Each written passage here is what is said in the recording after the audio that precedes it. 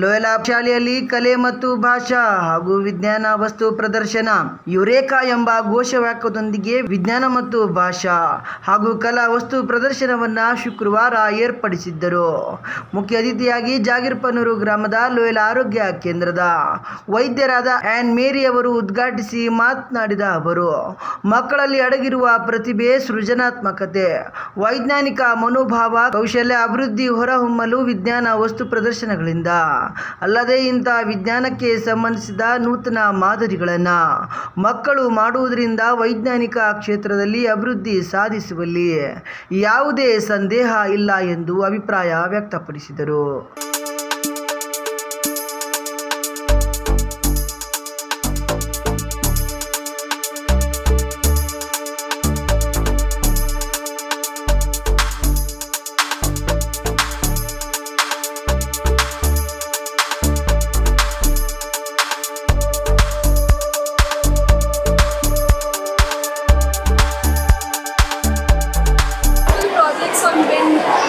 Wind energy, solar energy, electrical energy.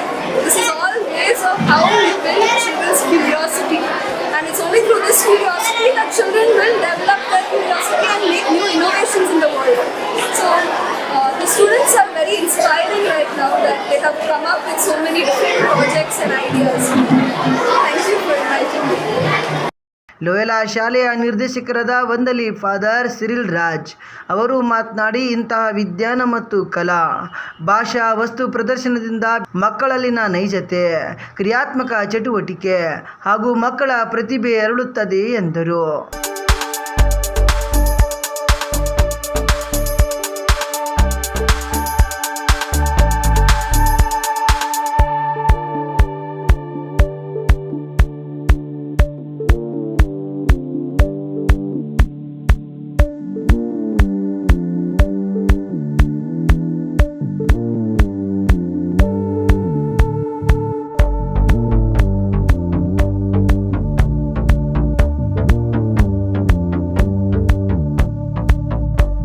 ಮಾನ್ವಿನಗರದ ಲೋಯಲಾ ಶಾಲೆಯಲ್ಲಿ ನಾವು Eureka ಎಂಬ ಶೀರ್ಷಿಕೆ ಅಡಿ ಈ ವಿಜ್ಞಾನ ಹಾಗೂ ಕಲೆ ಮತ್ತು ಭಾಷೆ ಈ ಮೂರು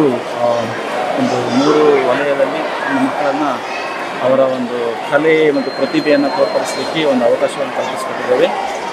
ಇದರಲ್ಲಿ ಅನೇಕ ವಿದ್ಯಾರ್ಥಿಗಳು ಭಾಗವಹಿಸಿದ್ದಾರೆ ಮತ್ತು ಅವರ ಕಲೆಯನ್ನು, ಪ್ರತಿಭೆಯನ್ನು ಅವರು ಹೆಚ್ಚಾಗಿ ತೋರ್ಪಡಿಸಿದ್ದಾರೆ. ಸೊ ಅವರಿಗೆ ಈ ಅವಕಾಶವನ್ನು ನಾವು ನೀಡಿ ನಮ್ಮ ತಂದೆ ತಾಯರಿಗೆ ಅವರಿಗೂ ಸಹ ಈ ಒಂದು ಕಾರ್ಯಕ್ರಮದಲ್ಲಿ ಭಾಗಿಯಾಗಲಿಕ್ಕೆ ನಾವು ಕರೆದಿದ್ದೇವೆ.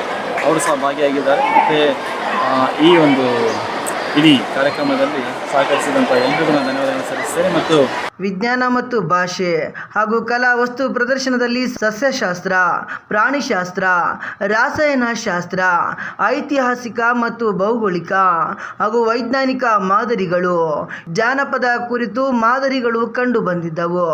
ಝೇವಿಯರ್ ಮತ್ತು ಲೋಯಲಾ ಜಾಗೀರ್ಪನೂರು ಶಾಲೆಯಿಂದ ವಿದ್ಯಾರ್ಥಿಗಳು ಹಾಗೂ ಪಾಲಕರು, ಸಾರ್ವಜನಿಕರು ಆಗಮಿಸಿ ಮಾದರಿಗಳನ್ನು ವೀಕ್ಷಿಸಿದರು.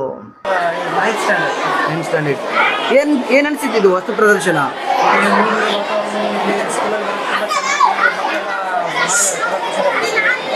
ಆಮೇಲೆ ಜನರೇಷನ್ ಬಗ್ಗೆ, ನೀರಿನ ಮಕ್ಕಳು ನೋಡಿದರೆ ಚಿಕ್ಕ ಮಕ್ಕಳು ಇದ್ದಾರೆ, ನೀರು ಸಂಗ್ರಹಣೆ ಬಗ್ಗೆ, ಆ ಡ್ಯಾಮ್ ಬಗ್ಗೆ, ಕೆರೆಗಳನ್ನು ಮಾಡ್ಕೊಂಡು ಜನಗಳಿಗೆ ಯಾವ ರೀತಿ ನೀರು ಬಿಡಬೇಕು ಅನ್ನೋದ್ರ ಬಗ್ಗೆ ಕೂಡ ಮಕ್ಕಳು ಮಾಡಿದ್ದಾರೆ. ಆಮೇಲೆ ಸೋಲಾರಲ್ಲಿ ಕರೆಂಟ್ ಹೋದರೆ ಸೋಲಾರ್ನಲ್ಲಿ ಹೇಗೆ ನಾವು ಗಾಳಿಯನ್ನು ಪಡ್ಕೋಬೇಕು ಅನ್ನೋದ್ರ ಬಗ್ಗೆ ಕ್ಯಾನ್ ಕೂಡ ಮಾಡಿದ್ದಾರೆ. ಹಾಗೂ ಮಕ್ಕಳು ಭತ್ತದ ಬೆಳೆ ಕೂಡ ಮಾಡಿದ್ದಾರೆ. ಭತ್ತದಿಂದ ನಾವು ಏನೇನು ಯೂಸ್ ಮಾಡ್ಕೋತೀವಿ ಅನ್ನೋದು ಕೂಡ ಅದ್ರ ಬಗ್ಗೆ ಮಾಹಿತಿ ಕೊಟ್ಟಿದ್ದಾರೆ. ಮತ್ತು ಮಕ್ಕಳಲ್ಲಿ ಗುರುತಿಸಬೇಕಾದ್ರೆ ಕವಿಗಳ ಒಂದು ಜ್ಞಾನಪೀಠ ಪ್ರಶಸ್ತಿ ವಿಜೇತರಾದಂಥ ಕವಿಗಳ ಹೆಸರು ದಾರಾಬೇಂದ್ರ ಆಗಿರ್ಬೋದು, ಕುವೆಂಪು ಆಗಿರ್ಬೋದು, ಶಿವರಾಮ್ ಕಾರಂತು, ಇದ್ರ ಬಗ್ಗೆ ಎಲ್ಲ ಮಾಹಿತಿಯನ್ನು ಚಿಕ್ಕ ಮಕ್ಕಳು ಕೊಡ್ತಾ ಇದ್ದಾರೆ. ತುಂಬ ಚೆನ್ನಾಗಿ ಕೊಡ್ತಾ ಇದ್ದಾರೆ. ಆದರೂ ಎಕ್ಸಾಮ್ ಒಂದು ಈ ರೀತಿಯಿಂದ ಮಕ್ಕಳಿಗೆ ಎಕ್ಸಾಮ್ ಕೂಡ ಅನುಕೂಲ ಆಗುತ್ತೆ. ಈ ರೀತಿ ತರಬೇತಿ ಕೊಡೋದ್ರಿಂದ ಶಿಕ್ಷಕರು ಒಳ್ಳೆ ರೀತಿಯಿಂದ ಕೆಲಸಗಳನ್ನು ಮಾಡ್ತಾ ಇದ್ದಾರೆ ಅಂತೇಳಿ ನಾನು ಮಾತಾಡ್ತೀನಿ. ಈ ಸಂದರ್ಭದಲ್ಲಿ ಲೋಯಲಾ ಶಾಲೆಯ ಮುಖ್ಯೋಪಾಧ್ಯಾಯಿನಿ ಸಿಸ್ಟರ್ ಜೂಲಿಯೆಟ್ ಮೊಂಟೇರೋ, ಸಹಾಯಕ ಮುಖ್ಯೋಪಾಧ್ಯಾಯರು ಡೇವಿಡ್ ಕುಮಾರ್, ಕಾರ್ಯಕ್ರಮ ಸಂಯೋಜಕರಾದ ನಾಗರಾಜ್, ವೆಂಕಟೇಶ್ ಜೆ, ಬೋಧಕ ವರ್ಗ, ಪಾಲಕರು ಹಾಗೂ ವಿದ್ಯಾರ್ಥಿಗಳು ಉಪಸ್ಥಿತರಿದ್ದರು. I was very much impressed by this program, this exhibition by our children. Very creative, very happy to meet and talk, and lots of ideas of future building up of our science and arts. I also spent some time in language and enjoyed the various different types of quizzes, like very interesting, very creative and innovative. So I'm very happy about it, and congratulations to everyone and the teachers who guided me. Thank you.